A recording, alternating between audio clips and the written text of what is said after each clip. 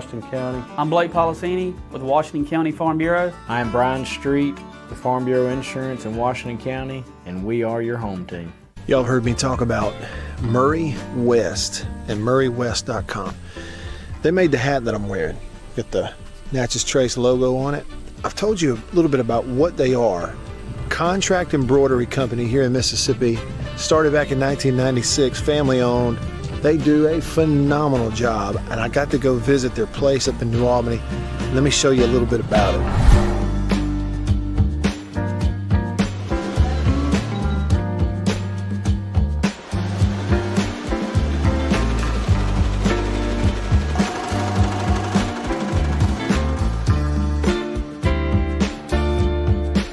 When I say they do quality stuff, They really do. And so custom apparel, team stuff, I mean, really and truly, just about every high school in the state is sending their embroidered, team gear, jackets, shirts, hats, stuff. Baseball teams, football teams, they're sending it to the folks at Murray West in New Albany. You go to their website, murraywest.com, you go to the bottom, you can kind of see some of the Prairie Wildlife, Ole Miss Athletics, Gentile, others that they work with. Can't recommend them enough.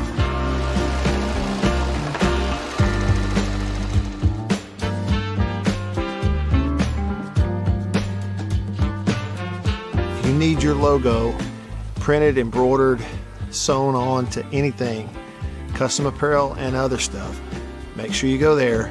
Murray West, you can find them online, murraywest.com. That's MURRY West.com. I had this opportunity come up to a friend of mine that was an agent here at Farm Bureau that, he said this may be something I like to do because he knew I was involved in the community. And what we do, we're supporting the community. We're doing stuff to protect the members of our community. I've been here almost a decade. And what we do, we help people every day through the products we sell. We make recommendations to them, stuff to protect their assets, protect their lives, their families, and we're local. We're local people. Everybody that works in this office has grown up here, lived here, played ball in this community. I've coached in this community, been on the park boards, the sports league boards, the booster club boards. The community is what's important here in Farm Bureau. We push the local community. We're a Mississippi company. That's a Washington School team ball from 2019. Greg Wallace was the head coach then, and him and I were really good friends. I've been in Greenville my whole entire life. My family's been here. This is home. I'm not going anywhere. I'm here to support the people of Washington County, protect them. I'm Scott Rainwater with Farm Bureau Insurance here in Washington County. We are the home team.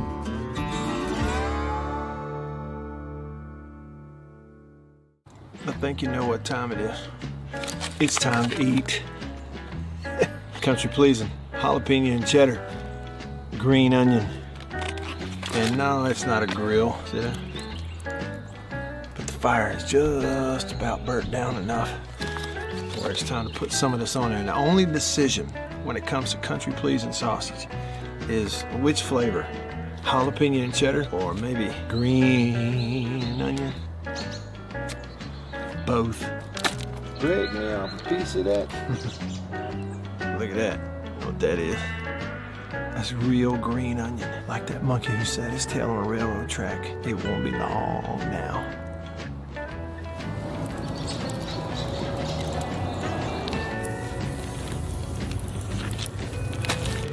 Country Pleasing sausage, these flavors, and many, many others.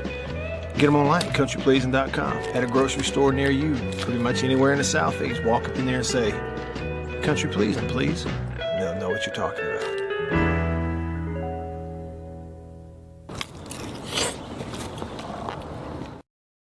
For infections and tuberculosis. Tell your doctor about any flu-like symptoms or vaccines. Thanks to SKYRIZI, there's nothing on my skin, and that means everything. Ask your doctor about SKYRIZI, the #1 dermatologist-prescribed biologic in psoriasis. Visit SKYRIZI.com or call 1-866-SKYRIZI to learn more. During KFC $10 Tuesdays, you can get a bucket of golden brown juicy chicken plus 4 dipping sauces for just $10. Or see what $10 gets you at a coffee shop. Okay, now before you enjoy this coffee, let me explain the process.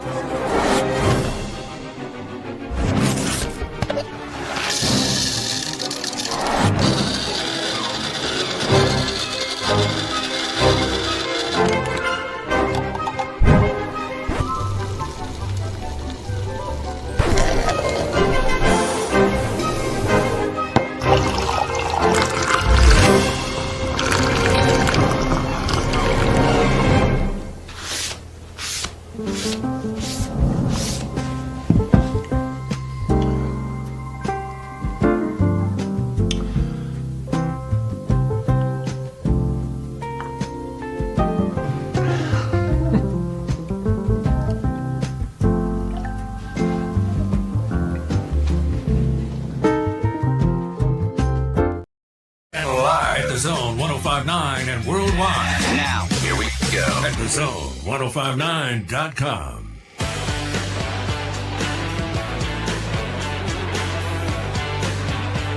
Back with you. I'm Matt. Hour 2 rolling along here. We just got started. So get on in here. Whatever you want to get into is cool with me. Got 1 hour left in the week. Matt Beaver is here. Lots of ways for you to be a part of the show. You can comment on the live stream.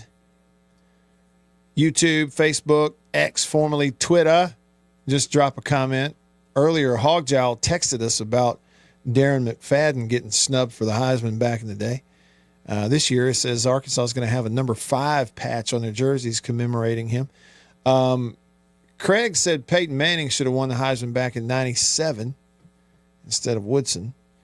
We're talking about Heisman snubs. We get into that. It seems like every year. Maybe McFadden should be on that list. I never do myself bring him up. Maybe he should be. Hunter commented on YouTube and said, I'm ready for the SEC to announce the football schedules for next year. He said, I would assume Auburn and Alabama back on the schedule, maybe swap Texas for Oklahoma or something, talking about state's schedule.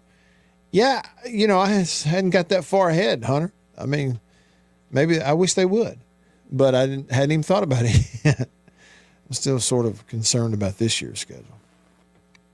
You can text me on the Country Pleasing text line. The number to text is 885-3776. 601 number 885-3776. Jason out in Flagstaff, Arizona, texts the show, and he said black uniforms would make it easier to hide in the dark of a government mule butt whooping. What? Let's see. Okay, so Dog Tired sent me a list. Since it came up, greatest Heisman snubs, it looks like, okay, at one point NFL.com came up with it, so that was a Google search. So NFL, let's see, who did they say? Okay, so greatest Heisman snubs according to NFL.com. Number 10, Syracuse quarterback Don McPherson in 1987. The winner was actually Tim Brown, receiver at Ohio State. Number 9, Minnesota tailback Paul Guile or Giel. I bet it's Guile, 1953. He should have won. Number 8, Tulsa quarterback Jerry Rome, 1964. Number 7, Oklahoma running back Greg Pruitt, 1971. 6, Nebraska quarterback Tommy Frazier in 95. The winner of the 95 Heisman was Eddie George, but they said that Tommy Frazier should have. Eddie George, excellent numbers for sure. He rushed for 1,900 yards and 24 TDs. But Tommy Frazier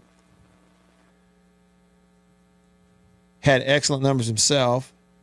He ran for 614 TDs. He threw for 1,317 TDs. And they won the whole deal. I don't know about that one.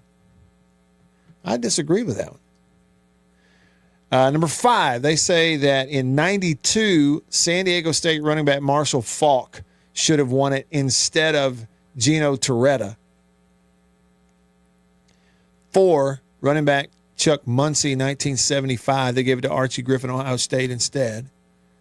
3, USC running back O.J. Simpson, 1967. He should have gotten it. UCLA QB won it. Number 2, let's see. They say that in 1956, Notre Dame quarterback Paul Hornung won the Heisman, but it should have gone to either Jim Brown at Syracuse, Johnny Majors at Tennessee, or Tommy McDonald at Oklahoma. And then they say the number 1 Heisman snub, that was on the NFL.com list, was Georgia running back Herschel Walker in 1980. The winner that year was South Carolina running back George Rogers. So, yeah, take it for what it's worth. There's your. And I think J-Rock is saying, he said that Herschel Walker could have won 3 Heismans. And that's the kind of thing we could go on and on and on. I don't know. When I was younger, I was super into the Heisman stuff, and I really am. I'm over it now. What about this? Sven said, Matt, the greatest snub. Jonathan Taylor had 3 2,000 rushing yard seasons in a row and didn't get invited a single time. Who did he play for? I don't even remember. Old Tackle said that if Dak had played for Alabama, he would have easily won the Heisman. Well, see, yeah, because what the individual does has a whole lot to do with who he's playing with, doesn't it? Taylor, okay, that's who. Sven says Taylor at Wisconsin. I remember him now.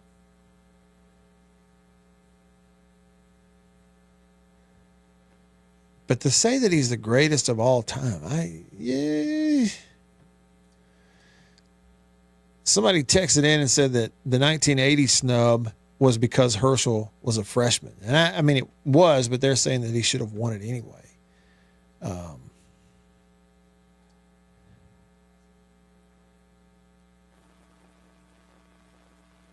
Coop in Gluckstadt.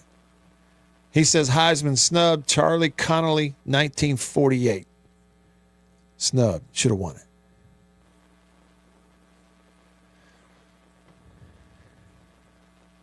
You know what? Here we are close to football. We're all excited. I am.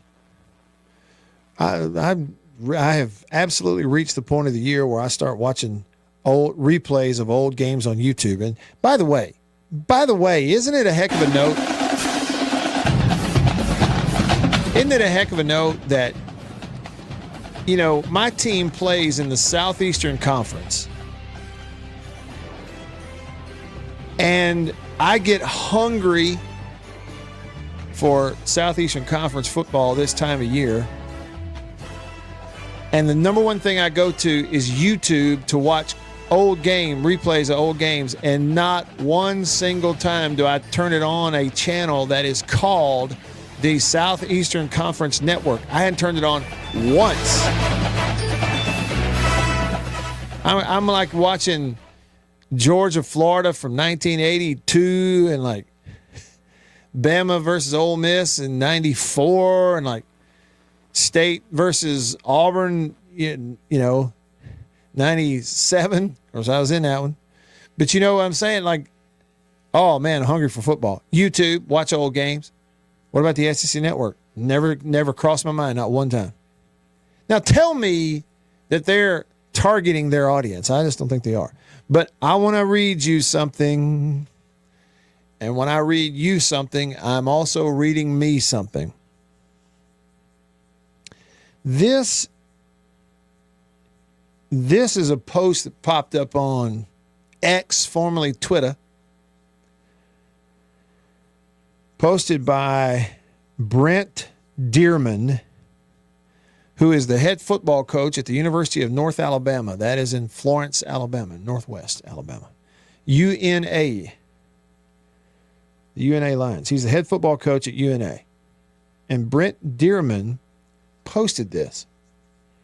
It is about his team at the University of North Alabama. Now listen to this.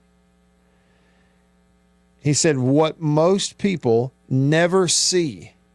And then he's rattling off here a list of things that have happened, that has happened recently to people on his team. Listen to this. In 1 week within the team, a player's grandmother passed away. A player's grandfather passed away. A player's grandmother had a stroke. An assistant coach's father was put in the hospital. A wife in radiation treatment. A player's parents divorced after he left for college. One had their car repossessed. One had his father laid off from his job. A player's mother came to get the player's car because her car is broken. One player's brother had a trial back home in court. One got in a car accident. One player learned they had an enlarged heart. One player had a career-ending injury. 12 injuries total on the team. One had a stranger break into their house while they were asleep. One player is working a night shift. One had a family member kicked out of their house. One family member was released from prison after being wrongly accused. And he said that's all in 1 week within the team. And then he said, and we yell at them to, quote, make the play. He said, we better love, serve, and care. The things that people never see. Okay, and you could take a list just like that for every college football team in America. The things we don't see.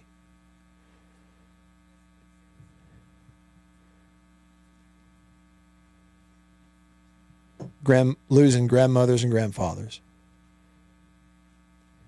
Fathers and grandmothers getting put in the hospital. Family members going through treatments. Cars repossessed. Family members laid off from their job. One car breaks, they need yours. Accident. Somebody got hurt. Somebody got a career-ending injury. Somebody's working a job at night after football to make ends meet. That's Brent Dearman, the head coach at the University of North Alabama. How does that strike you? You know, I wish I could, and I guarantee you Scott knows who this is. You know, at the end of hour one, Scott Stacy, who we're from the same town, went to the same high school in Alabama. He's from Prattville. Then he went to junior college here in Mississippi and then signed with Auburn and played on the defensive line for Auburn in the early to mid-'90s. And right about that time, I thought I remembered them telling a story. There was a guy, I think he was playing linebacker for Auburn, like playing snaps all the time, like might have even been a starter, who was a former walk-on, who he had a job. He worked at night. After everything's done, meetings break up, all that kind of stuff, he's working jobs and working overnight sometimes. I wish I could remember who that is. You talk about someone who there is no doubt whatsoever they are successful to this very day. When you say successful, meaning, you know, working hard, happily working, and probably, you know, raising a family and making a living and all that kind of stuff. That's successful. And you know good and well they are. So, yeah, look, all these things, I'm ready for it. You know, and I got my eyes on blocking and tackling. And, boy, you know, we're able to criticize when they deserve it now because they're all getting paid, right? And what about all this other stuff? And what about the Division II schools? They're not all getting paid. You know, let me tell you something else I thought about yesterday, okay, regarding this time of year.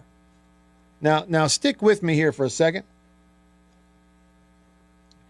This is in regards to one of our SEC brethren, the War Eagles over on the plains of Auburn.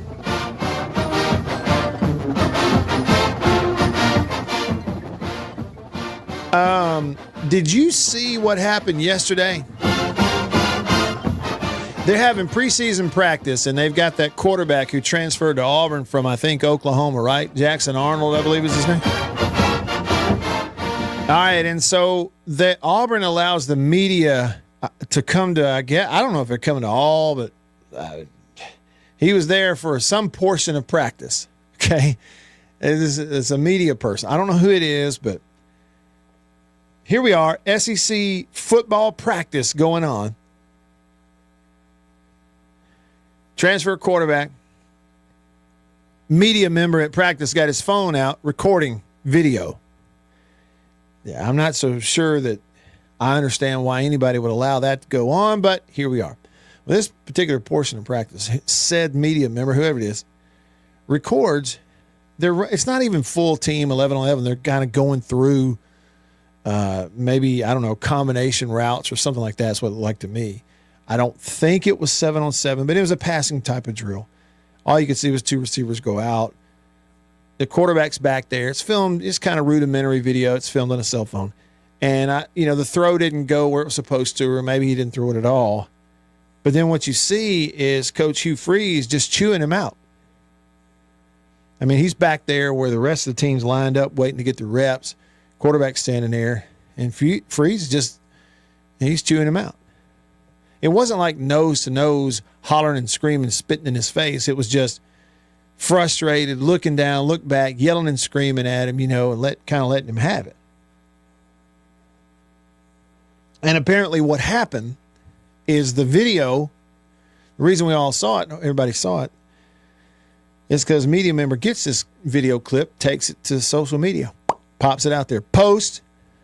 They're like, boy, things are going well for this transfer quarterback and Hugh Freeze at Auburn. Look at this. And there's this big reaction. Oh, shock and horror. Somebody's getting yelled at.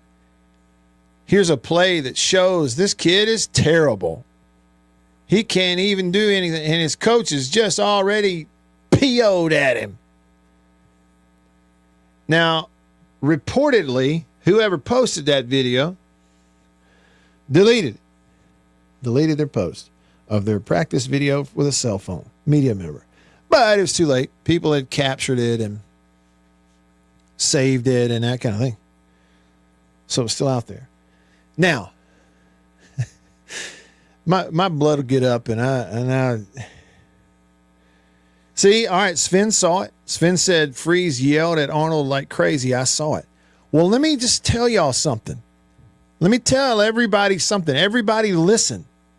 Okay, it'd be great if that media person or maybe some Auburn fans who didn't know this could hear me say this. Listen. You ready?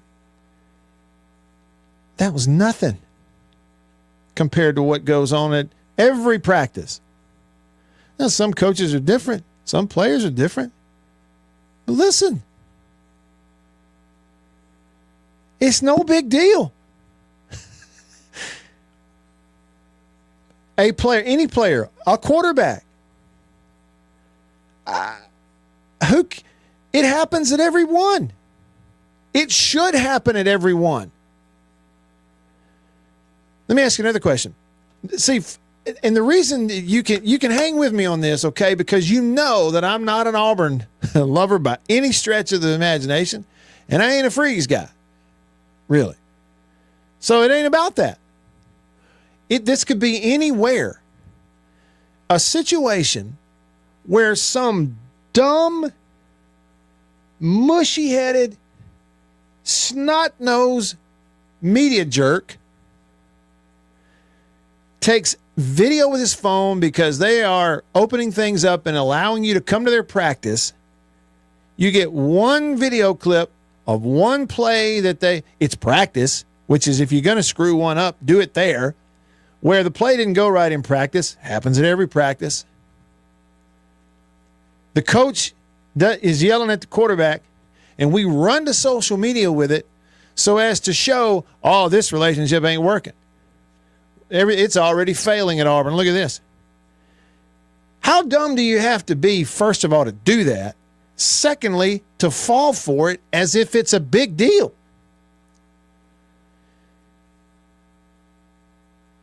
I don't get it. Why you would do that when, as a media person, everybody around the country from a media perspective is hollering and screaming anyway for access. There are lots of places where they don't allow media members to come to any portion of practice other than like the first 5 or 10 minutes when they're basically stretching and not doing much. There's your reason. There's that kind of thing right there. Now, okay, maybe it's a little different now. You're going to treat them more like pros because they're all getting paid. But what I'm telling you, trust me on this. If you think that's bad, you ain't seen nothing. And rightfully so. Ask quarterbacks and receivers and DBs and linebackers, any of them who are true competitors. you screw it up enough, you expect to get yelled at and screamed at. Really. I can't emphasize enough that in today's environment, just how dumb it is to get access to a college SEC football practice, to film one play that doesn't go right in practice and run to social media with it, try to drum up attention. Over to the phones on line one, my man Jason out in Flagstaff, Arizona. What's up, Jason?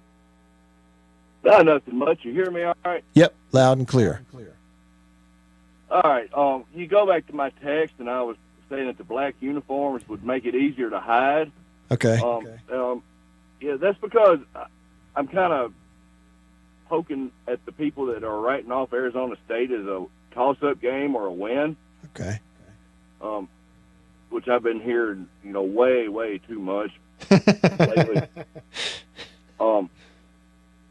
So yeah, I'm expecting that game to be exactly what I said, which is be the state getting whipped like a government mule. Okay. Now I got it. Beaver will recognize the reference. That's like I was telling Beaver, that team destroyed State last year. It wasn't nearly as close as that final score was. Mm-hmm. And that team that State played was not the one that went to play Texas in the playoffs. They got much, much better through the year. Better as the year went on? And the quarterback got better as the year I know went they lost Scattaboo, but they got another guy coming in who has very similar numbers from where he transferred from. So I will say this. To anybody that is writing Arizona State off as a win for State or a toss-up, you need to look at the schedule again, because if State can win that game, then there's quite a few other SEC games that are going to be toss-ups too. Appreciate it, Jason. Thanks for the call. 20.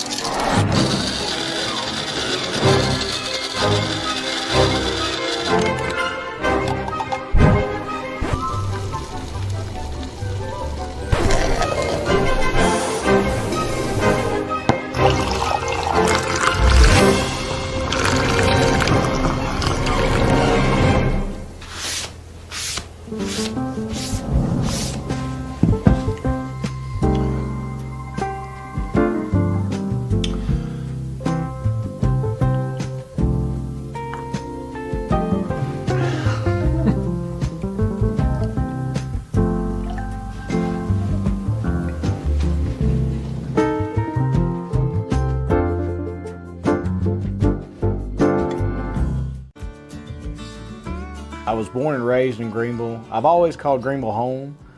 This is where I, was raised, went to high school, graduated high school, worked all my life here leading up to going to college. So even when I moved from Greenville, I always told people, they asked me where you're from, I always said I'm from Greenville. I have mother, father, brother, niece, aunt, all live here in Greenville. So this is home. This is where I, live, and I've just always called it home. Small town, I feel like I could walk in any place tomorrow and know 2 to 3 people in there. It's small town. Someone's on the side of the road broken down. Hey, you need a boost, flat tire, you need help changing it. That's just kind of, what I love about this area. The blues and the food and everything that comes along with the Mississippi Delta that I love. I tell people all the time, my business cards have my cell phone number on them for a reason. Insurance doesn't happen from 8 to 5. When you need me, it's going to be after 5. It hardly ever happens where you have a wreck, get pulled over, need an insurance card, wind blows, shingles off your roof. All these things happen, and it's typically after 5. And so the ability for someone to call me, get in contact with me, text me, ask me a question, and that's what it's about to me, is helping the people that we serve, is taking care of people, and them knowing that they can count on me whenever they need me. I am Brian Street with Farm Bureau Insurance in Washington County, and we are your home team.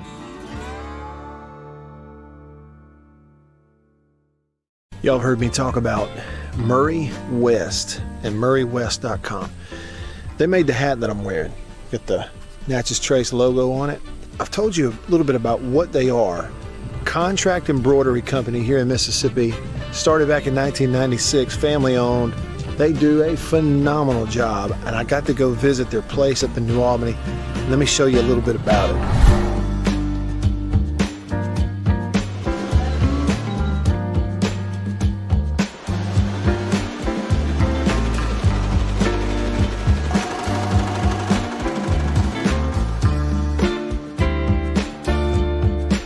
When I say they do quality stuff, they really do. And so custom apparel, team stuff, I mean, really and truly, just about every high school in the state is sending their embroidered, team gear, jackets, shirts, hats, stuff. Baseball teams, football teams, they're sending it to the folks at Murray West in New Albany. You go to their website, murraywest.com, you go to the bottom, you can kind of see some of the Prairie Wildlife, Ole Miss Athletics, Gentile, others that they work with. Can't recommend them enough.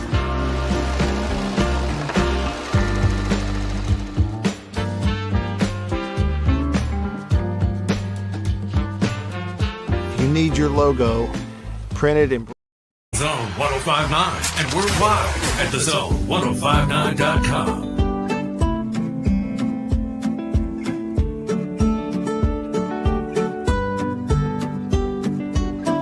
All right, back with you in the Bureau, the Farm Bureau Insurance Studio.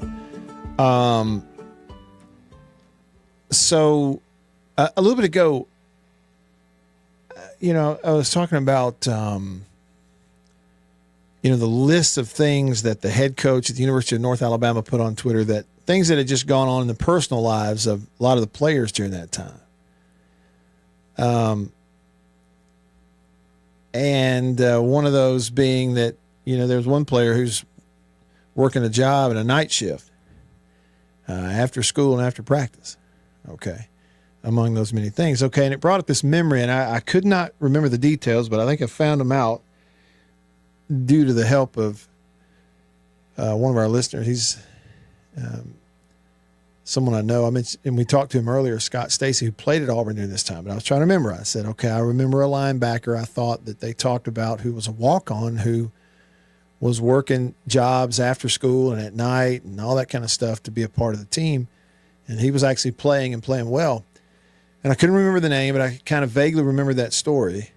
So Scott, who we talked to earlier, Scott Stacy, whose son is a really good high school golfer, and he's playing football this year at Canton Academy.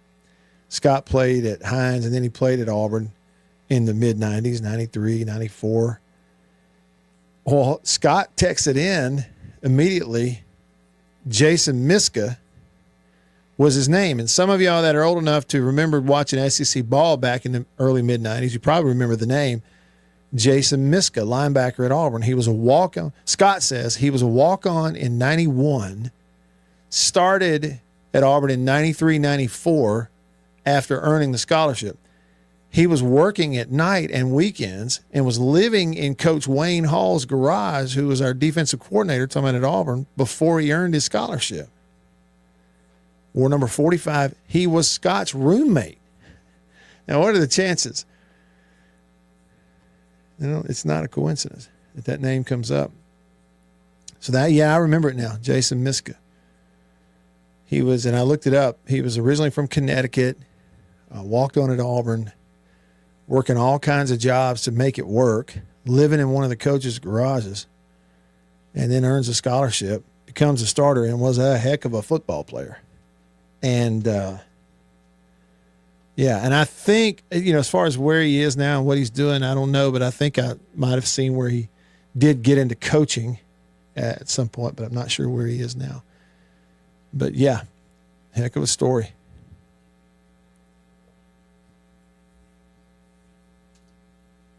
Jason called in. Somebody texted in right after that and said, clearly that last caller is delusional, but State is not losing to Arizona State this year. Says, last year was sort of a rebuild year. I got State at 5+ wins this year. Signed, go Dogs. Well, I hope so. I hope so. I don't know, but I hope.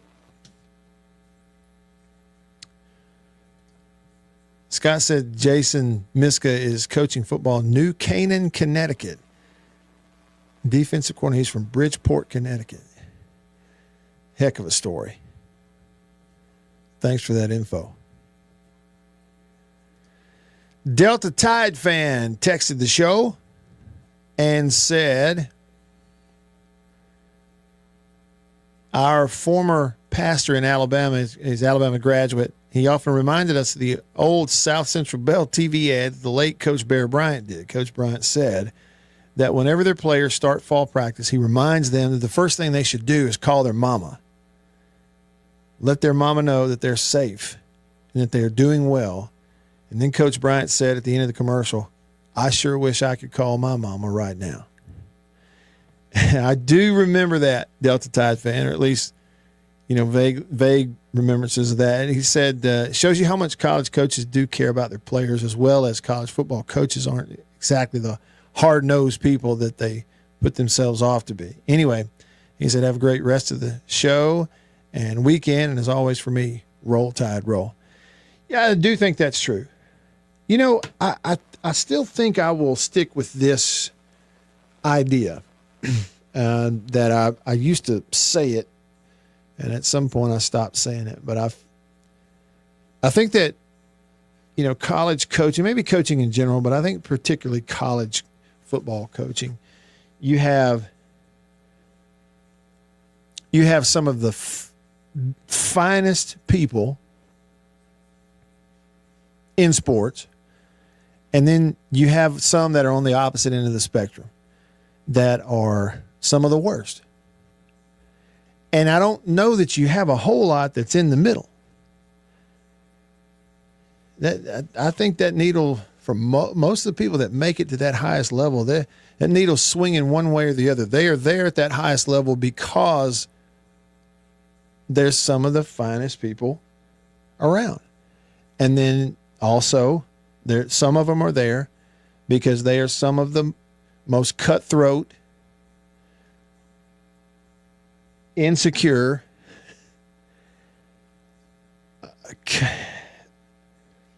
overcompensatory, cutthroat, do whatever it takes for my own behind individuals. And you find that in the world of college coaching.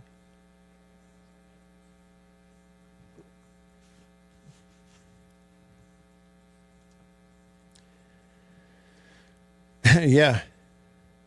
Regarding getting yelled and screamed at. Squirrel texted and said, what's the big deal? I get hollered at every day. Yeah.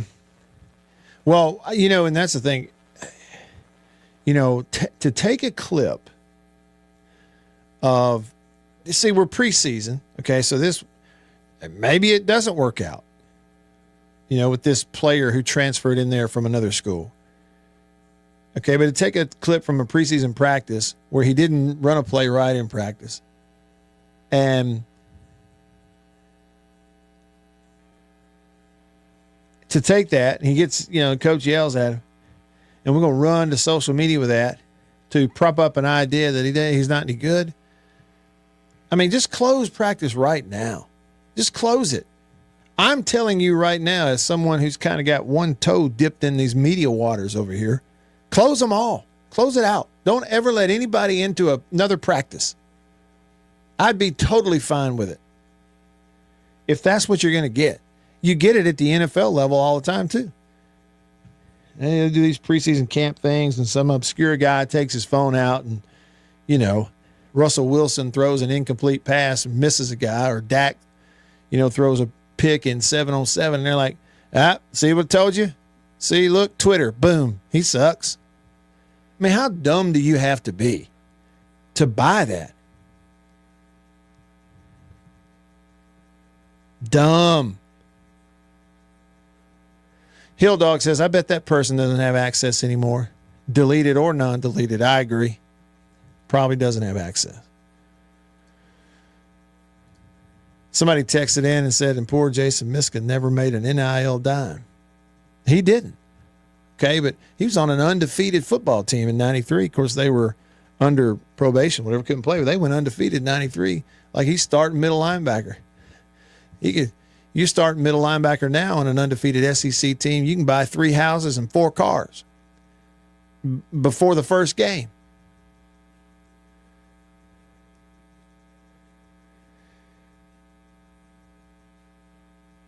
Hey, Mac. So now I got not only Scott Stacy on the Country Pleasin' text line, Country Pleasin' sausage on grocery store shelves all around the Southeast. It's the best. Comes from right here, Country Meat Packers, Highway 49, Florence, Mississippi. So I not only have Scott Stacy texting the show, now we got Mac, who I may just call him Little Scott. Because Mac, I saw your picture your dad sent me. By the way, good luck with football season this year. I'm glad you're playing. It looks just, it's like Scott made over. I'm talking about the same haircut. He said, Mr. Matt, this is Mac, Stacy Scott's son. Says, was Dad actually any good at football, or is he just telling me tales? Shoot, man, your dad, you talk about tough. I mean, nails. Tough as a steel ball. Playing defensive tackle in the Southeastern Conference, 240 pounds. 2 hands down. Like back then, they didn't even do 1 hand down. It's 2 hands down. Like it's 4-point stance. Just fire off. I'm talking toe to toe. Those guys he mentioned on State's line, like here's what he was going up against, Mac. State in 94, when your dad was a senior at Auburn, they were playing in Starkville. And in every TV broadcast of a Mississippi State game in 94, they all went on and on about how Coach Sherrill had recruited like the biggest offensive line in the country. They were like averaging about 315 or something. These guys were humongous. Okay, and they were running the ball. They had Michael Davis, a running back, who weighed about as much as your dad did. No joke. I'm talking about Michael Davis probably played at what, 230, 225, 230? Your dad's playing defensive tackle, getting comboed and double teamed, but he's got 700 combined pounds trying to push him down the field. And playing. I don't mean just getting a snap. I'm talking about really playing and making plays. Make no mistake about it. Okay, there's a lot of things, Mac, about new school football. All this zone blocking and linemen are really not even trying to go downfield. And, you know, everything's shotgun. And a lot of it's cool. It's fun. It's probably more fun to play. But if you played Southeastern Conference football, especially on the line of scrimmage in the 90s, you were a grown fella. You had to be. So, yeah. Yeah, your dad was a real deal. All right. More texts, comments coming your way. A little bit of time left. On this Friday, back after this. I'm Eddie Holcomb with Washington County Farm Bureau Insurance. I'm Scott Rainwater with Farm Bureau Insurance here in Washington County. I'm Blake Policini with Washington County Farm Bureau. I'm Brian Street with Farm Bureau Insurance in Washington County, and we are your home team. I think you know what time it is. It's time to eat. Country pleasing, jalapeno and cheddar, green onion. And no, it's not a grill, see that? But the fire is just about burnt down enough where it's time to put some of this on there. And the only decision when it comes to country pleasing sausage is which flavor, jalapeno and cheddar or maybe green onion. Both. Break me off a piece of that. Look at that. You know what that is? That's real green onion. Like that monkey who set his tail on a railroad track. It won't be long now.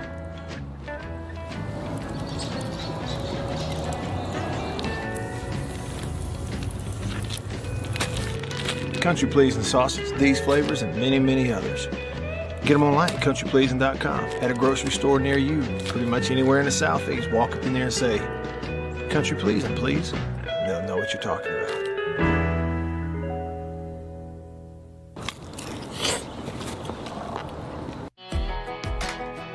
Grew up on a family farm out past Leland.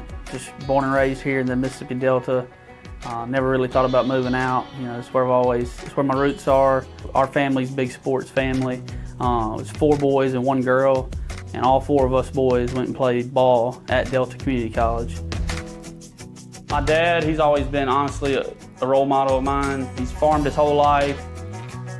We attend St. James Catholic Church in Leland, where we went to church my whole life, and then now continuing my family, me and my wife and my 3 kids. Being a Christian is everything for me and my family. Being born and raised here in this area, there's just something about this area.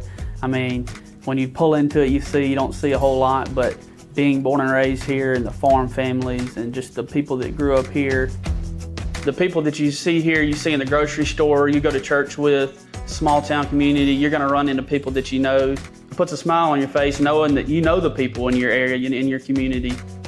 You get to know them as friends and now bring them in to my office here and creating that relationship, extending it on, getting them as insureds, as customers of mine, who I call friend. I'm Blake Policini with Washington County Farm Bureau, and we are the home team.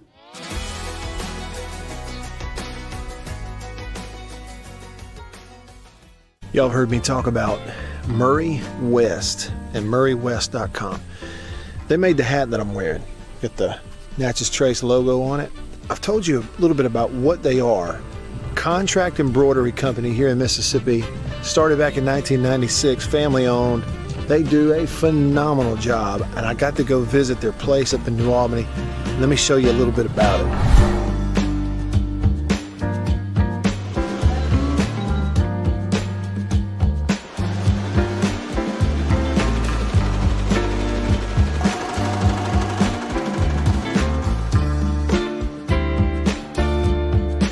When I say they do quality stuff, they really do. And so custom apparel, team stuff, I mean, really and truly, just about every high school in the state is sending their embroidered, team gear, jackets, shirts, hats, stuff.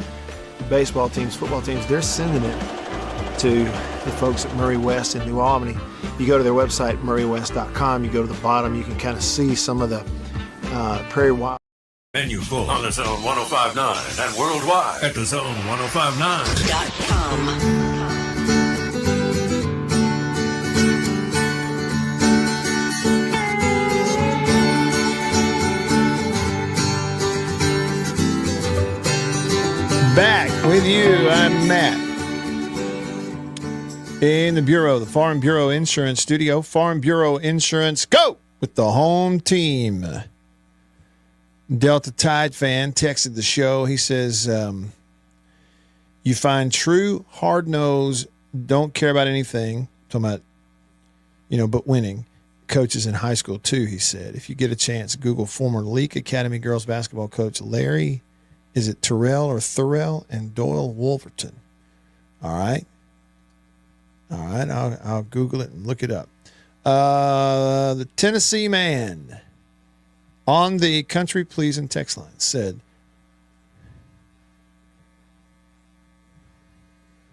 Tennessee man says that's Hugh Freeze, according to past quarterback from Tennessee, played at Ole Miss.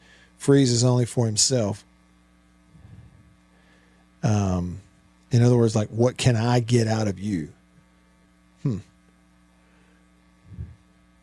Yeah, you get, who knows? And you know how it is, Tennessee man, you take somebody else's word for it, all that. But just my experience. You also, you get into college coaching at that level, you find some of the finest people you can possibly run across in that coaching profession too, who, genuinely love the players like they're their own kids. You find that too. Billy texted in on the Country Pleasing text line, says, I agree. You got to be pretty dumb to believe all the practice stuff you see. He said, I'm with you. Close practice. It's practice. That's the thing. What would you do, Billy, if you were a decision maker sort of in charge of that kind of thing at it? Let's just say an SEC program. Now, that could be either you're an AD, because if the AD makes a decision, that'll be the decision, or the coach. But also, say the sports information director for that program, where you're directly the go-between or the liaison between the program and the media. And on one hand, they want access. They want access. They want to watch practice. They want to go. They want to go. And you got things that finally, your coach maybe is willing. And different coaches are different. Some close them down. Like Mike Leach was someone who let them out. Didn't care. But, and then something like this happens. And look, practice is practice. Some of the greatest players that have ever played the game weren't that great in practice. They kind of elevated the game. There's a bunch of them that are that way. And a bunch of great players that weren't necessarily great practice players. And so if you're just looking for a bad throw or a missed tackle or getting beat in one-on-one in coverage, if you're looking for that example at a practice to back up some idea you have or some narrative out there on social media that the kid's not any good, you can sure find video of that at practice because it's practice. And so if that's what we're going to do, I'm telling you, I would have no issue, especially in 2025. I would have no issue whatsoever. Just shut it down. Nope. I'm talking about not 1 minute do I want you out here. Oh, no, they'd tear you a new one. Mean old coach. Wait till they lose a game. We're going to tear him a new one because we've got the pen in our hands. So what? Write it. I'm not going to have your mushy head out here filming stuff with your cell phone, running to Twitter with it, dummy. Paramedic Jay texted the show and said, what percentage of media people would you say are former players? Whoever posted that couldn't have ever played any competitive level sports. Well, see, that's what I'm saying. And I know anyone who had ever been on a high school or a college football team would have been like, so what? Yeah, that is what it is. What is that? Like the 1/1,000,000th of example of that, of a player getting chewed out? And you'd know this. Well, just because he gets chewed out on that play doesn't mean he isn't going to throw a touchdown the next play and he'll be high-fiving. That's also the nature of it. And coaches are that way. Anybody that's ever played will know.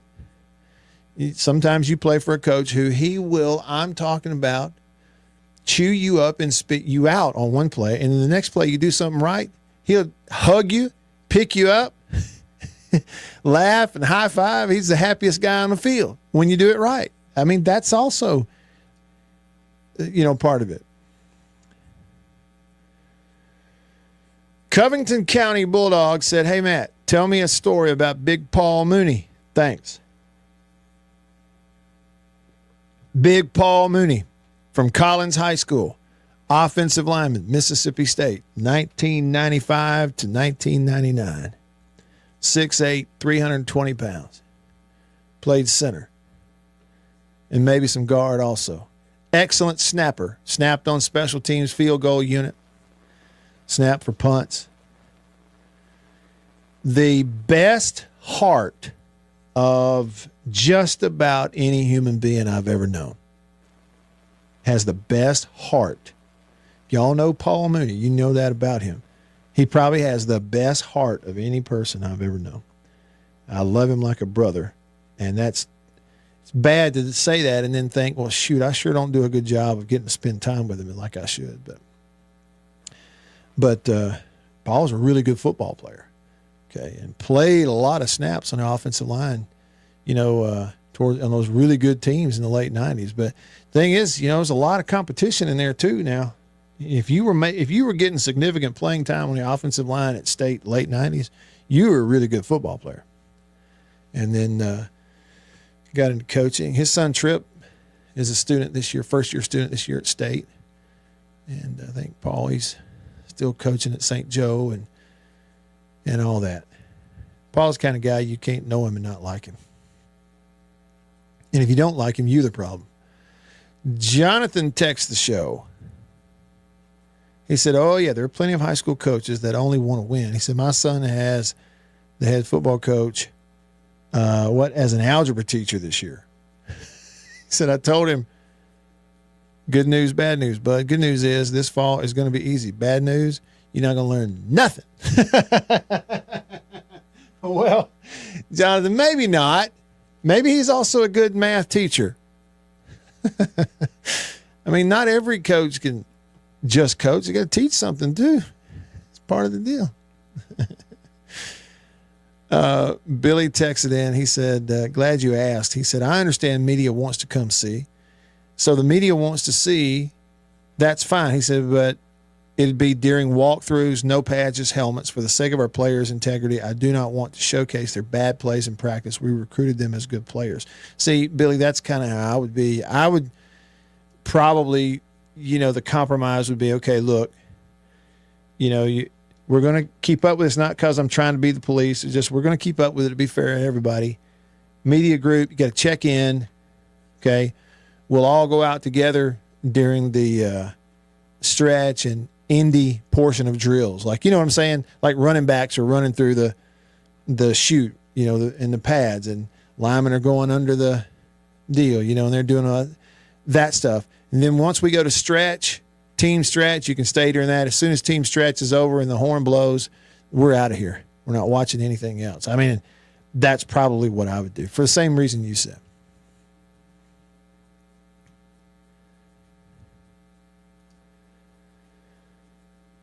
John in Rolling Fork said, how is a coach supposed to get the best out of his players without ever raising his voice? Well, and this is what I'd say too, and I didn't go coach. I just made the decision not to do it. But this, I'm confident I'm right about it. There is a fine line, okay, John, with good coaches. And yes, you treat players the same. You approach all the players the same. Nobody's getting preferential treatment, okay, in the way you do it. But at the same time, individuals learn different. They remember things differently. And certain things affect people differently. There are some players who they will respond more favorably and do better by getting chewed out. And frankly, there are some who won't respond better. They will respond worse. And as a coach, you kind of have to know that. So like you said, I'm saying, like there's a fine line in treating everybody the same. Nobody gets preferential. And you're not babying anybody around. There's just a different way some people are going to learn versus others. That would be a real challenge. And I think the best thing to do is, as a coach, you're going to ask your players throughout the year not to get too up or too down. Well, it's to sort of mimic that every second of every day, including in practice. So there are times where you're going to get mad, yeah, and you have to get on somebody, but you don't get too up. And there are times when you got to take it easy and chill on the emotion, but you can't get too down. It's got to be just kind of a consistent deal there. And then I would say too, as a coach, I would probably myself lean towards, sometimes, frankly, your better players are going to get the hardest coaching, because they're leaders and you expect more out of them and they understand. Then everybody else understands that too. But anyhow, I'm not a coach. Those guys, they know a lot more about it than I do. I just know this. I'll see you Monday. For Beaver, I'm Matt. See you then. See ya.